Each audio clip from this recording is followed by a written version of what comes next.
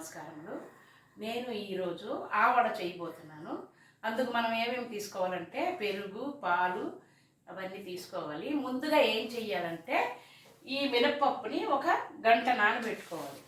నానబెట్టుకొని తర్వాత మిక్సీలో బౌల్లో వేసుకొని పేస్ట్ చేసుకోవాలి. పేస్ట్ చేసుకున్నాక మీకు చూపిస్తాను. మినపప్పు మిక్సీ జార్లో తీసుకున్నాను. ఇందులో కొద్దిగా సాల్ట్ వేసి ఇది మిక్సీలో మెత్తగా గ్రైండ్ చేయాలి. చేసిన తర్వాత మళ్ళీ చూద్దాం. వేసాను, ఇప్పుడు గ్రైండ్ చేస్తాను.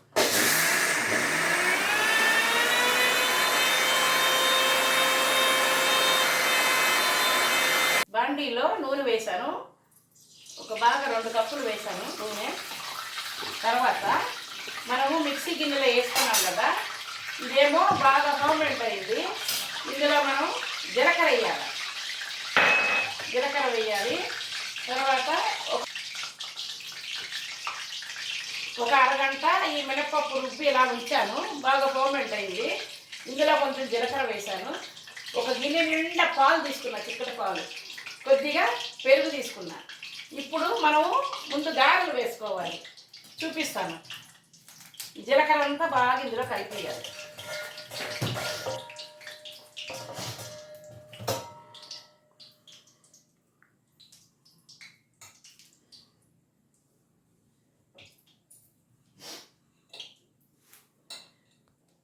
మినపప్పులో జీలకర్ర వేసి బాగా కలిపాను. ఇప్పుడు మనం చెయ్యి తడుపుకొని చిన్న చిన్న ఉండలు ఇలా చెయ్యాలి. చేసి మధ్యలో హోల్ పెట్టాలి. పెట్టి మెల్లిగా ఈ వడలు వదలాలి. చెయ్యి తడుపుకుంటే బాగా వస్తుంది వడ. మళ్ళీ కొంచెం తీసుకోవాలి, ఇలాగనాలి. తర్వాత హోల్ పెట్టాలి. పెట్టి మళ్ళీ వడ మెల్లిగా వదలాలి.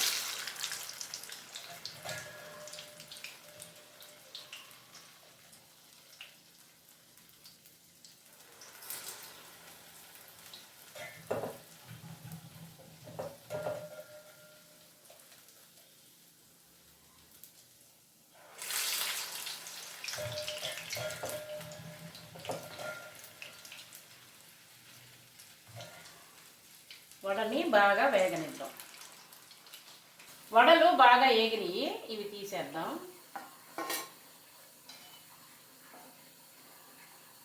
ఈ వడలో కూడా మినపప్పులో A1, B1, B2, B3, B6 విటమిన్లు ఉన్నాయి. ఇందులో మెగ్నీషియం, పొటాషియం, ఐరన్ ఉంది. ఇది గుండె బలానికి, ఆరోగ్యానికి కూడా చాలా మంచిది. ఇప్పుడు ఈ పక్కన పొయ్యి మీద ఏం చేద్దామంటే ఈ పాలని కొద్దిగా గోరువెచ్చగా వేడి చేయాలి. ఈ స్టవ్ వెలిగించి కొంచెం పాలల్లో కూడా కాల్షియం, మెగ్నీషియం ఇవన్నీ ఉన్నాయి. ఇప్పుడు హెల్త్కి చాలా మంచిది. కొంచెం గోరువెచ్చగా చెయ్యాలి పాలు. మళ్ళీ ఇందులో వడలు వేసుకుందాం.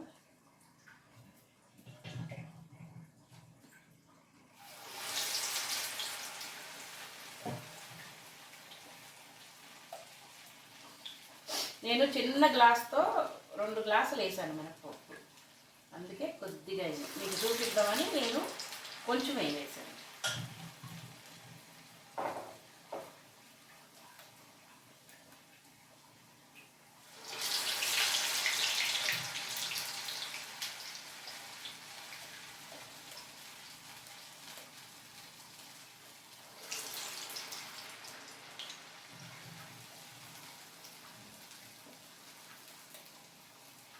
ఇప్పుడు ఇవన్నీ ఏగనిద్దాం.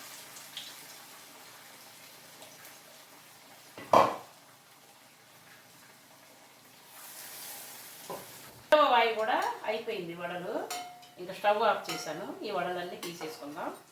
ఈ పక్కన పాలు కొంచెం వేడెక్కిన, ఇది కూడా ఆపేద్దాం.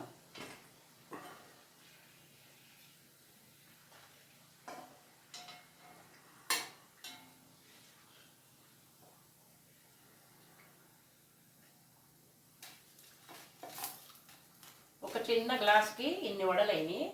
ఇప్పుడు ఆ వడకి ఏం చేయాలో మనం చూపిస్తాను. ఒక బౌల్ తీసుకోవాలి. ఈ బౌల్లో మనకి ఎన్ని కావాలంటే అన్ని వడలు ఇందులో వేసుకోవాలి.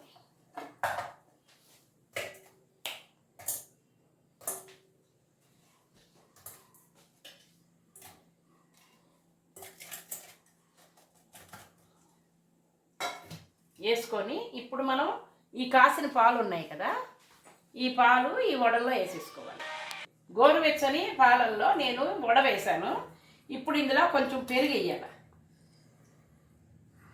కొద్దిగా పెరిగేసి దీన్ని బాగా ఇలా కలపాలి. కలిపేసి ఇక్కడ పెట్టి మూత పెట్టి రేపటి వరకు వదిలేయాలి. రేపు తర్వాత చూద్దాం. హాయ్ ఫ్రెండ్స్, అందరికీ నా నమస్కారములు. నేను పద్మలతను మాట్లాడుతున్నాను. Good morning.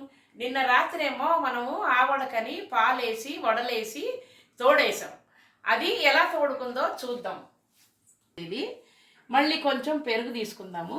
తర్వాత అల్లం ముక్కలు, పచ్చిమిరపకాయ ముక్కలు, కొత్తిమీర, కరివేపాకు, శనగపప్పు, మినప్పప్పు, 4 ఎండుమిరపకాయల ముక్కలు చేసి పెట్టుకున్నాను. ఇది బ్లాక్ పేపర్ అంటే మిరియాల పొడి, ఆవాలు, జీలకర్ర, కొంచెం మూకుళ్ళలోకి నూనె తీసుకున్నా. ఇప్పుడు తాలింపు ఎలా వేద్దామో చూద్దాం. ఇప్పుడు మనం స్టవ్ వెలిగించుకుందాం. ఒక మూకుడు పెట్టుకుందాం. దీంట్లో ఆల్రెడీ నూనె వేసి పెట్టాను నేను. ఇప్పుడు తాలింపు వేసుకోవాలి. మనం పాలేసి తోడేసాం కదా ఈ వడలో, ఇంకొంచెం పెరుగు కూడా వేసుకుందాం పైన.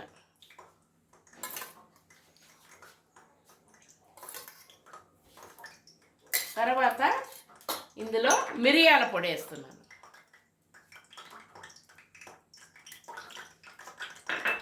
తర్వాత తురిమి పెట్టుకున్న కొత్తిమీర,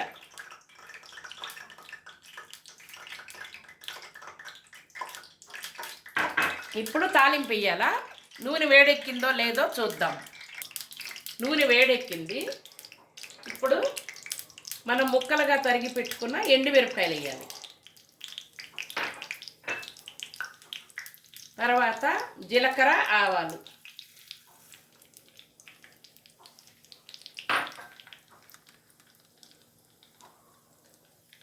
ఇప్పుడు శనగపప్పు, మినప్పప్పు,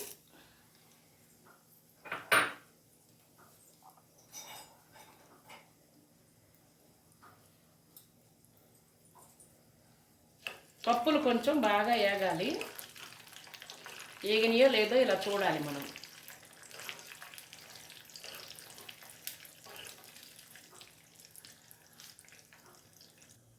పప్పులు వేగినాయో లేదో మనం చూడాలి. ఇలా కలబెడుతూ ఉండాలి. ఎందుకంటే మాడిపోతే మళ్ళీ బాగోదు, చేదుగా ఉంటుంది. అందుకని ఇలా చూసుకోవాలి. దోరగా వేగినాయో లేదో చూసుకోవాలి. పప్పులు కొంచెం వేగాయి, దోరగానే రంగు మారింది కదా, కొద్దిగా రెడ్డిష్గా వచ్చాయి పప్పులు. ఇప్పుడు మనం కరివేపాకు వేసుకోవాలి.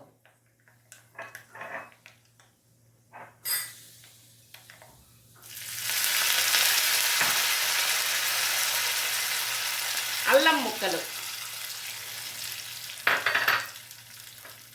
పచ్చిమిరపకాయ ముక్కలు, ఇవన్నీ నూనెలో బాగా వేగాలి, లేకపోతే కారం ఉంటాయన్నమాట. ఈ పచ్చిమిరపకాయలు, ఎండుమిరపకాయలు, పప్పులు ఇవన్నీ బాగా వేగితే తినేటప్పుడు మంచిగా ఉంటుంది, కారం లేకుండా. ఇది బాగా వేగనిద్దాం. పప్పులన్నీ బాగా వేగాయి. ఇప్పుడు స్టవ్ ఆఫ్ చేసుకుందాం. ఇవన్నీ ఈ ఆవడలో వేసేయాలి. అయిపోయింది, ఆవడ తయారైంది. ఆవడ తయారైంది. ఇప్పుడు బౌల్లోకి సర్వ్ చేసి చూపిస్తాను. తయారైన ఆవడని బౌల్లోకి తీసుకున్నాను. ఇప్పుడు అందరం సరదాగా ఎమ్మిగా తిందాం రండి.